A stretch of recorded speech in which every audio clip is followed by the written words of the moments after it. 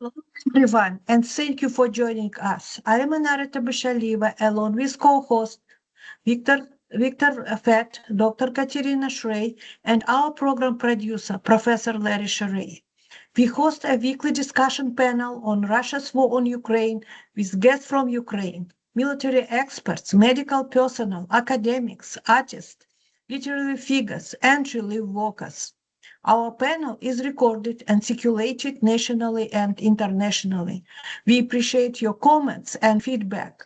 Special thanks to Marshall University Libraries and MUIT for making this weekly event possible. Today's guest will be introduced by Dr. Victor Fett. Thank you very much, Anara. Today we host our local friends from Tri-State Sunflower Seeds, the local nonprofit in support of Ukraine. It is our 197th meeting in almost 4 years of the full-scale war. It is also December 2nd, 2025, at the time exactly when the very important or not very important talks are held in Moscow of Donald Trump's envoy, Stephen Witkoff, with Putin. We welcome our friends Bob McCollister and John Yeager of Sunflower Seeds to talk about today's events globally and locally, including the few words of memory to our friend and colleague Don Perdue, a local member of Sunflower Seeds. I will hand microphone to Dr. McCollister for his brief review of current events. Please, Dr. Bob. Thank you. Yeah, I'll try to be brief, although there's a lot happening right now. What we've actually seen in the last few months, it's the last time I was on and spoke, is a tremendous amount of activity, negotiations about possible end of the war. But what we're seeing is a real kind of change in the international system that we've not seen for a long time.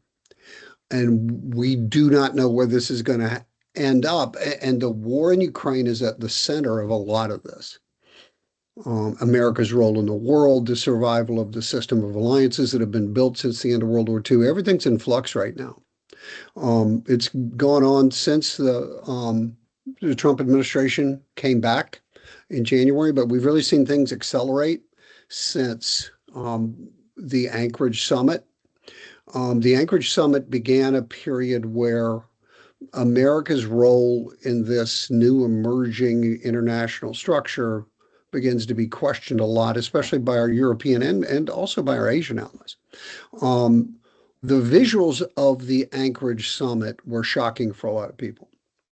The enthusiasm with which President Trump greeted Vladimir Putin, his ride in the beast, which is something you don't normally see, seemed to be enthusiastic and a lot warmer than our European allies were comfortable with. And then when President Trump very quickly abandoned what he said was his bottom line, that he was going to insist on an immediate ceasefire, when he abandoned that in the wake of the summit, that's what led to the immediate rush to Washington by Volodymyr Zelensky and by all the heads of government of our major European allies to try to stop that momentum that seemed to be pressuring the Ukrainians to a deal that they weren't ready to make, one that would be disadvantageous to them. In the wake of that, as any hope for negotiation seems to fall through, when it's clear that Putin is not intent on negotiating, at least in terms that Ukraine can agree to, Trump does seem to be disillusioned. There's a period of time where he's floating the idea of sending Tomahawk cruise missiles to the Ukrainians. He did announce the sanctions, which went into effect last week on Rosneft and Lukoil, and Russian secondary sanctions on people buying Russian oil. So there seemed to be some positive movement there. What we didn't understand, and what's only really emerged in the last 2 weeks, is that behind the scenes there had been a series of negotiations which have really landed very explosively in the middle of this environment. in the aftermath of the Gaza negotiations, it is apparent now through a whole series of things that have been leaked to the public and by the emergence of this 28-point peace plan that there had been these extensive negotiations beginning in October between Steve Witkoff, Jared Kushner, and Kirill Dmitriev, the head of the Russian Sovereign Wealth Fund. And it was announced, it wasn't announced, it was actually leaked to Axios, all 28 points in this plan. And for the Ukrainians and for our European allies, the nature of that plan was a true shock. It seemed to be a Russian wish list. It was a plan that contained virtually everything that that Vladimir Putin has demanded from the Ukrainians, with absolutely no concessions from the Russians. In territory, the worst thing for the Ukrainians was that they were going to be asked to give up parts of the Donbass, what the Russians have not conquered, and to acknowledge Russian sovereignty in the Donbass, in Luhansk, and in Crimea, something that no Ukrainian government could ever do and survive politically. It put limits on Ukrainian military forces, forced them to reduce their military forces by about 25% or so, down to about 600,000 people. It put limits on Ukraine's ability to enter NATO. Ukraine could not enter NATO. NATO membership would not be extended. Even more, it prevented the ability of European forces in NATO to be stationed on Ukrainian soil, and kind of the way troops were kept in South Korea to protect South Korea from North Korea after the truce in 1953. Any kind of peacekeeping force by Europeans was prohibited by this agreement. Then there were some other things related to that. There was one phrase I've not heard people talk about, but I found it really struck me. It was the 6th or 7th point on the plan, where there would be continued security negotiations between NATO and Russia following this agreement. And then the weird phrase was mediated by the United States. And I just found that striking. When does the United States mediate between its NATO allies and the Russians? We are not a neutral party in this, at least not traditionally. I just found that a striking plank that had to give European governments a real pause. The plan lifted sanctions on Russia, welcomed them back into the international community, allowed them to rejoin the G8. There were strange provisions for the rebuilding of Ukraine. $100 billion of the frozen assets were to go to rebuilding Ukraine, but the United States would get 50% of the profits from those investments. And then joint U.S.-Russian investment of the rest of those frozen assets, while the Europeans were going to be required to put about $100 billion toward Ukrainian rebuilding. It's just a strange combination where it seemed as though the United States would profit from what was happening, but the Europeans were being asked to put up the costs. And then a couple more things happened that added to the consternation that this plan engendered. One was that Bloomberg leaked a call, where someone leaked to Bloomberg a call, which they then published, where Witkoff had coached Yuri Yushakov, Vladimir Putin's foreign policy advisor, on how to sell this to Trump. And he calls him just before Zelensky's visit to Washington in October. And it's at that meeting where the thought that Tomahawks might be made available to the Ukrainians, where that was withdrawn or made clear that it wasn't going to happen. And by all accounts, the meeting that happened off camera this time, not on camera as in February, was incredibly contentious. Then another bomb dropped just 3 or 4 days ago in the form of article in Rupert Murdoch's Wall Street Journal that there had been, in parallel with all these talks, a whole series of negotiations between American businessmen and the Russians on all kinds of deals that could be made once Russian sanctions were lifted and Russia was welcomed back into the world economy. Oil and natural gas deals in Sakhalin, those negotiations were led by one of Donald Trump Jr.'s best friends from college, talks about opening up the Arctic to rare earth minerals deals and that stuff. All those things have been going on all along, as though Russia was about to be welcomed back into the international community and the sanctions are going to be lifted. All those things were shocking to our European allies. They were also a shock to the Secretary of State, Marco Rubio, who apparently did not learn until much later that this was happening. Which goes to the fact that the way the Trump administration makes foreign policy decisions does not follow the normal NSC process, the normal interagency process. But Rubio, who I think the Europeans see as their best point of contact in the Trump administration, intervenes and immediately begins to negotiate with the Ukrainians to try to make this peace plan more palatable to them. And we've gone from, I think, a 28-point plan to an 18 or 19-point plan. A lot of the most contentious things about territorial requirements that Ukraine give up territory in the Donbass, recognition of Russian sovereignty, limits on NATO participation in peacekeeping, and eventual Ukrainian membership in NATO, where a lot of those things are taken out of the plan. And that's where we are right now. You've had this strange, it almost feels like there are three teams on the field, where you've got Kushner and Witkoff negotiating directly with the Russians, Rubio negotiating with the Ukrainians, and the Secretary of the Army, which is a very strange role for the Secretary of the Army.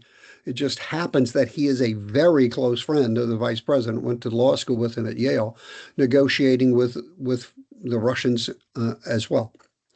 So it seems like there's a very divided administration, and we're not sure exactly where it's all going to come down. And obviously, Witkoff and Kushner are in Moscow today.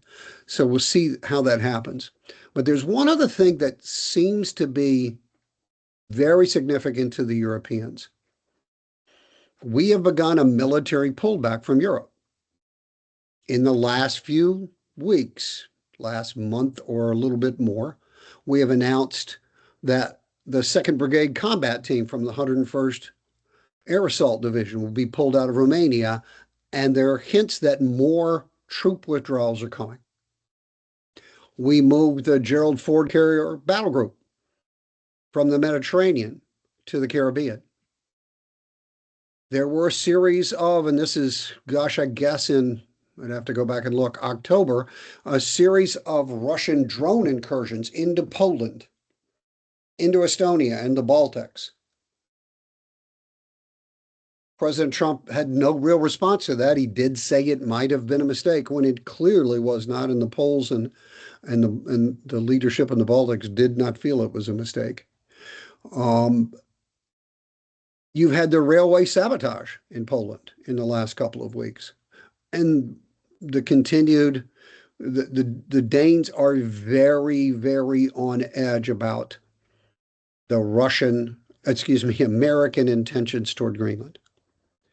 They have called in the American charge in Denmark and gave him a dressing down about the activities of Americans there trying to stir up dissension in Greenland. There have been a whole series of reports that the Danes are very worried about what American intentions are. So we seem to be in a period where America's Article 5 commitment to defend our European allies is now being questioned by our European allies. And our allies in Asia are paying attention to this as well, as you get an escalating confrontation right now between the Japanese and the Chinese over Taiwan, and a very, very sour relationship right now between the United States and South Korea. There's a lot happening right now. The system of alliances seems to be in flux. And I'll give you one example of why this matters. with that in question, and I've talked about this before, there are two countries in Europe that have nuclear weapons, the French and the British. The rest of the countries in Europe depend on the American nuclear umbrella. And now they have begun to question whether or not that really is a promise they can build their security on. After those Russian drone incursions into Poland and into the Baltics, and the very quiet American reaction to that by the Trump administration, a lot of folks did not notice, but the French deployed their nuclear-capable Rafale fighter bomber aircraft to Poland. The British deployed F-35s from their nuclear squadrons to Estonia. There are discussions underway, and this has been going on now for a while, about possibly extending the French and British nuclear deterrent over the rest of Europe, although that is very controversial. Marine Le Pen has already said, Giorgia Meloni in Italy has already said, has questioned that policy, whether or not those countries can rely on, or whether the French can use that nuclear deterrent for anything but themselves, and whether the Italians or the Poles or others can rely on France and Germany. In the old de Gaulle expression, de Gaulle always said he was never sure that the Americans would trade Paris for Washington. So there's a lot up in the air right now, and those questions about nuclear deterrence are real in Asia as well. Without the American nuclear umbrella, we could begin to see a new round of nuclear proliferation. So as the United States pulls back, and it's clear that something like that is happening, what the new system will be, we don't know. As it pulls back, that is just one consequence for what could happen. Now, we don't know how this is all going to unfold. We are in the middle of it. We are in the middle of all this. As Victor said, Steve Witkoff is in the Kremlin right now. Those sanctions that President Trump put on that I absolutely support are in place. In fact, went into full effect on the 21st. Oil prices are down, largely because of an increase in production by the Gulf countries. Oil prices are down. That hurts Russia pretty dramatically. The Russian economy, the Russian military machine runs on oil. It hurts their ability to conduct the war. What I expect to happen is that this round of negotiations will fail because Putin thinks things are headed in his direction. They just today claimed, the Ukrainians are questioning this, that they've taken all of Pokrovsk. He thinks time is on his side. I'm not sure he's right about that, but that's what he believes. He believes he can grind Ukraine down, and he believes that ultimately that the United States will not decisively come to Ukraine's defense. He may be wrong about that as well. The question I have is, when this round of negotiations fails, how does the Trump administration respond? And I don't know the exact answer to that. Will he blame Ukraine for the breakdown of negotiations? Will he blame Putin? Will he wash his hands of both? I don't know. I guess we're just going to have to wait and see. So that's my take. A quick version. Sorry if it took a little too long, but that's what it looks like to me now. This is wonderful. Thank you, Bob. It's very dramatic, and indeed, we are living in very troubled times. We here will continue recording and informing everyone who wants to hear this beyond the news outlets. I will now ask John Yeager to tell us more about what sunflower seeds have been doing. We know that a lot of various interesting contributions and donations have been collected and transferred and again say a few words about our friend Don Perdue. Please, John. Thank you, Victor. I do want to follow up before I forget with Bob a moment about J.D. Vance.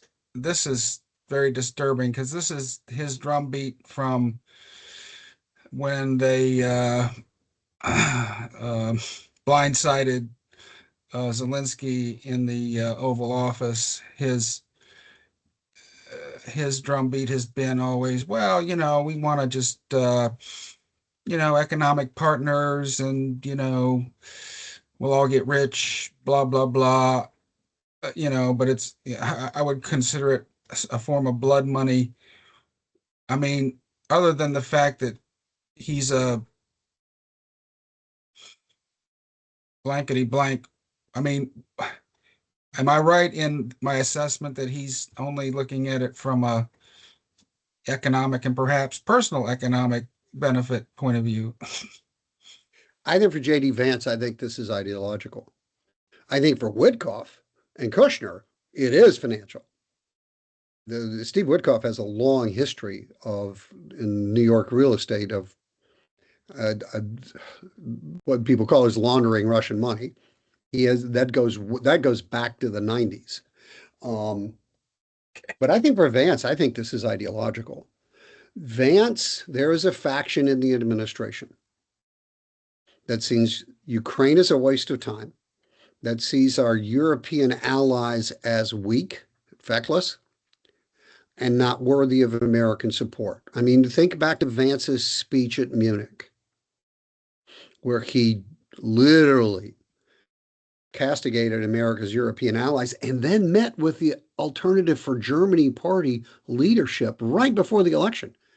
That's a neo-Nazi party. This is a very far-right party.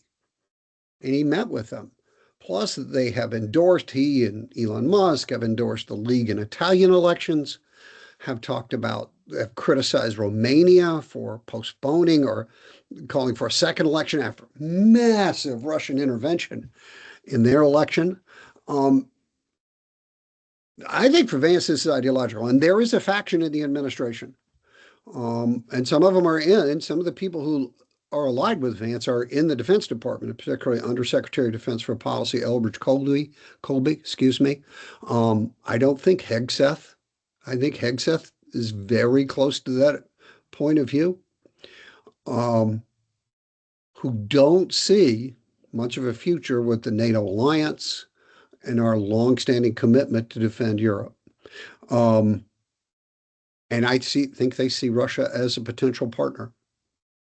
I don't think for Witkoff and Kushner, you can think dollar signs. But I think for Vance, this is ideological. Okay. Well, thank you for that clarification. Along the lines of what Sunflower Seeds has been up to, many of you who get our newsletter or our e-newsletter will find this somewhat repetitive, but as of October, we reached our initial $100,000 goal. That was a combination of cash and the value of medical supplies that we've received through the work of Dr. Subik, supplies from Valley Health and the Marshall Health Network as well. Very happy about that. And some other good news is we will have not one but two interns with us starting in January, and one is named Brian, the other is Colin. They both are veterans, both very, very interested in what we're doing, and both are, I believe, juniors, and they have a high level of maturity, and we're looking forward to working with them. One of the things that they'll be doing initially is to help us assess the value of all the medical supplies that we have received. Fortunately, thanks to Dr. Sandrine Pierre and her husband, Dan, Debbie and I and Solomia, we've kept track of all those tubes and thousands of needles and syringes and sutures and scalpels. To date, we have some 108 boxes of material that we have procured. Almost 100 of those have been delivered. We've got a couple SUV full ready to go at the office. We're trying to work out with a group in Athens to perhaps we take them to Athens and then they take them up to Cleveland to Cleveland Medan, who then gets them to the Ukraine State Ministry of Health and distributes those accordingly. Recently, they did send a complete full container full of materials. Ours was included in that. Kind of back to our interns. Another thing we'll be having them do is documenting all our digital and hard copy media in some form or fashions, kind of a historical thing, just to have record of that. Helping us set up meetings. We have not to date really gotten too far out of the Huntington area. And so we hope to start having presentations in Ironton, Ashland, and so on. And in addition, also try to receive medical supplies from King's Daughters in Ashland and COMC in Gallipolis, I believe it is. So there's lots of work that they can be doing, and another requirement is going to be for them to listen into MUkraine. So you'll be seeing them in January, I'm sure. Also, just kind of an update on our New Jersey partners. I mentioned last week that, or maybe the week before last, that we had the sad news of the loss of one of the medics of one of the 7 units we support. But on a brighter note, Sunflower Seeds is the #1 contributor to Helping Hands for Ukraine. Our New Jersey partners, we're at 26,500. The closest next one is 15,000. We continue to be inspired by the information that we receive back and video evidence. I'm looking at a picture right now of an ultrasound machine that we helped purchase being used to locate the bullet in the side of a soldier. We've received other messages along those lines as well from a surgeon in Odessa who is very happy with us and our ability to provide surgical instruments that are so sorely needed. Coincidentally, 2 days after we had sent about $10,000 worth of surgical supplies, Odessa was hit very badly, and we can only assume that part of our material was used to help save lives and limbs. We had a very interesting presentation with Christine Anderson. Christine is an expert on fundraising at the individual level, meaning face-to-face. She worked for 2 universities and then became a consultant in that field.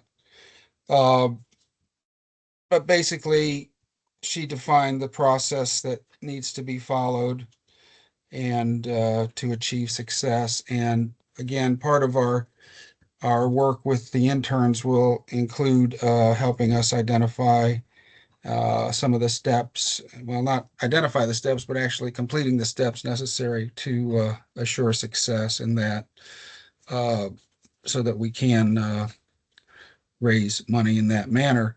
The then rewinding the tape again, our new goal is, I said double or nothing, 200,000. We may be closer to that than we think once these students assess the supplies that we've already received. And hundreds of items that just have value that would otherwise have been thrown away, literally. That's unbelievable. We also received, probably,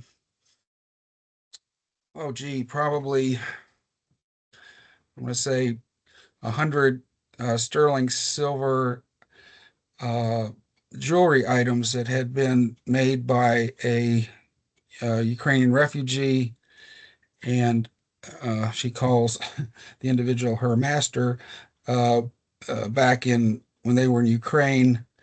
These beautiful pieces of art, really. These were presented at the 62nd International Festival at Marshall University, where Dr. Katrina Schrey and myself and Patrick attended as vendors. Very well received. We still have a number of those left if anybody's interested. So that was a nice success and a nice surprise. I think that weekend we raised over $100,000 for that sale. The other thing we're really excited about and is the Cuba and Alaska documentary.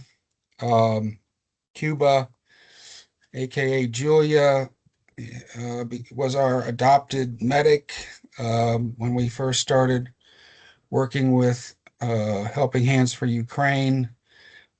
She was one of the medics that our New Jersey partner, Anastasia Bard,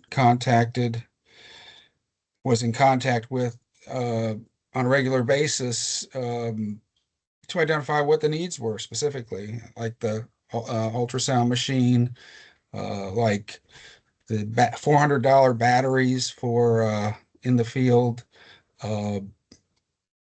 transfusion machines, $400 batteries for in the field oxygen machines.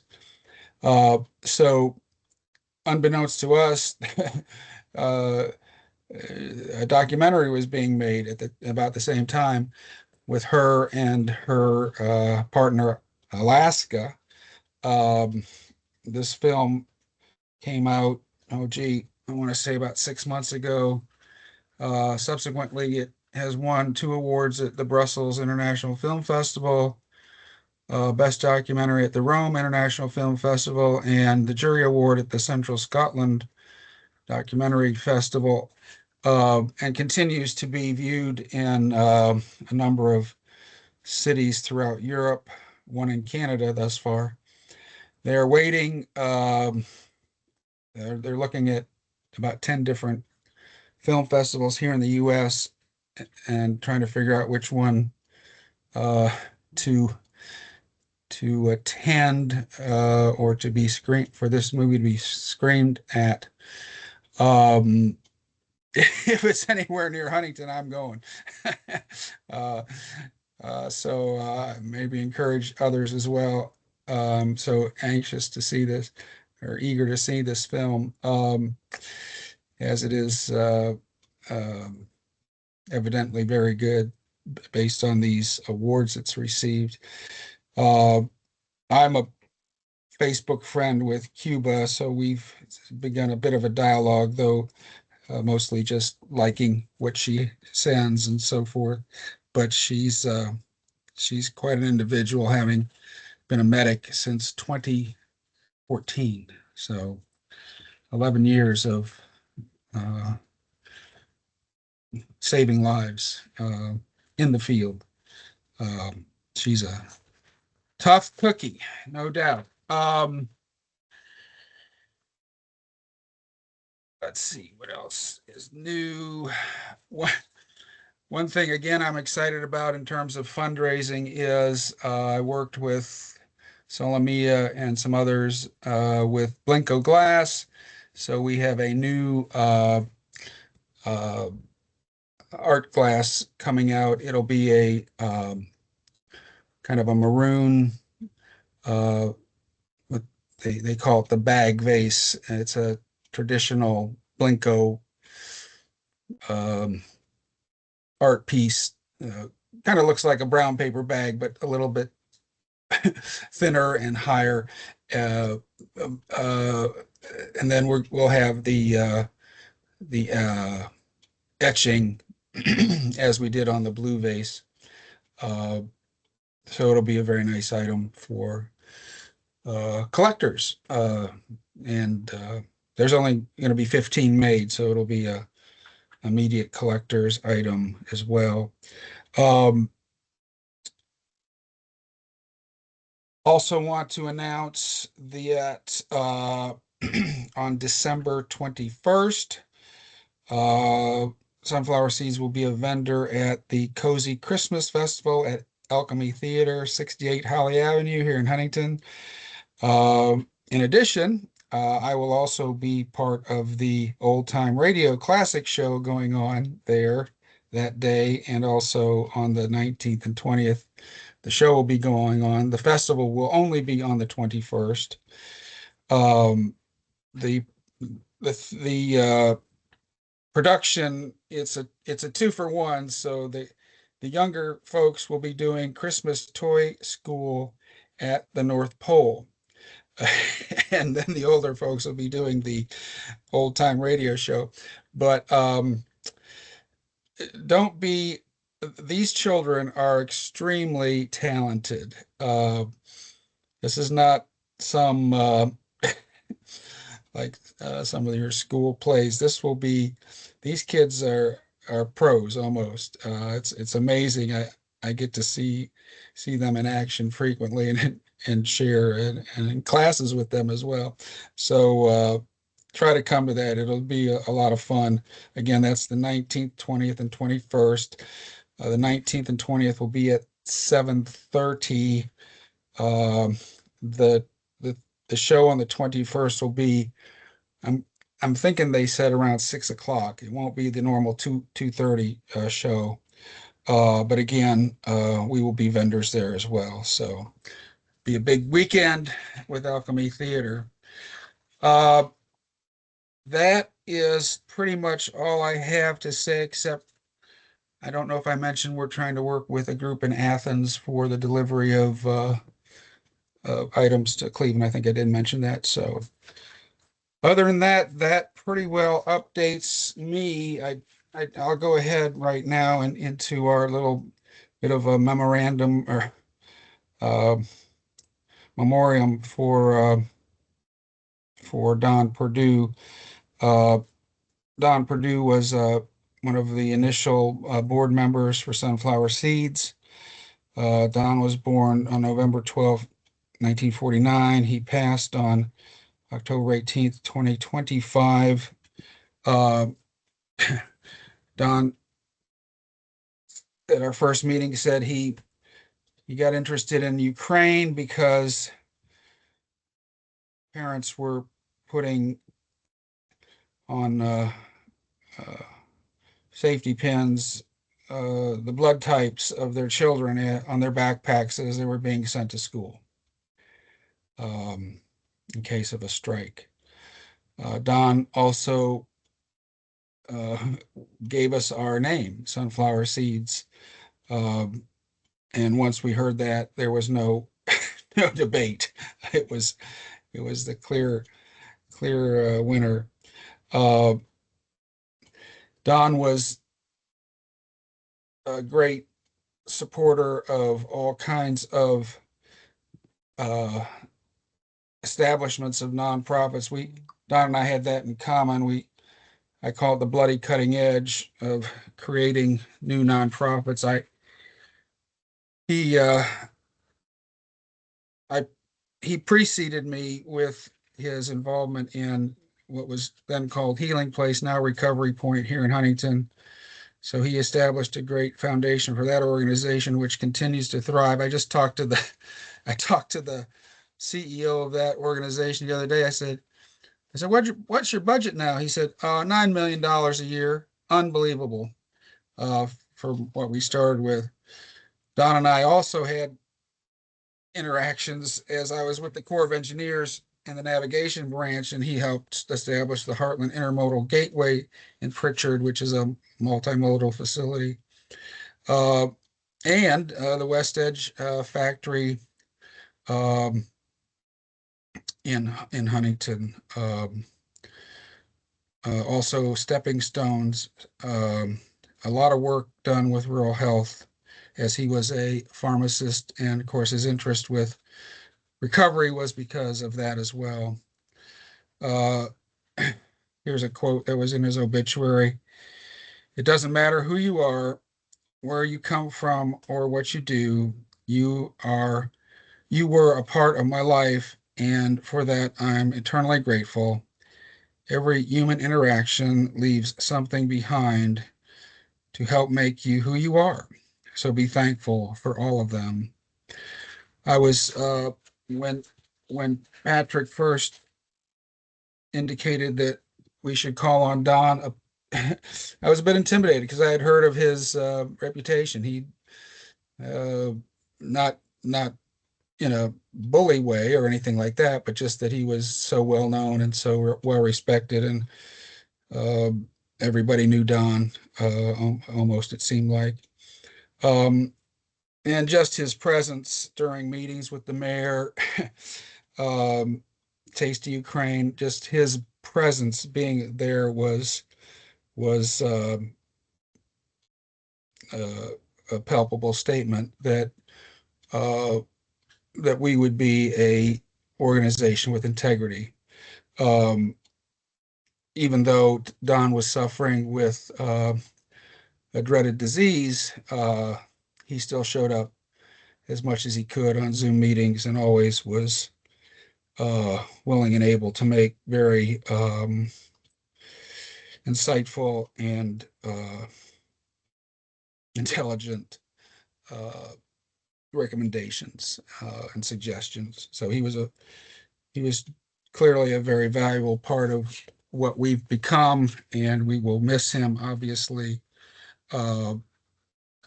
But his legacy perhaps will live on through our work and the work of all the other organizations with which he was involved. So thank you, Don, for everything.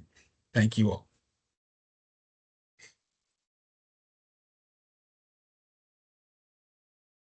Thank you, John.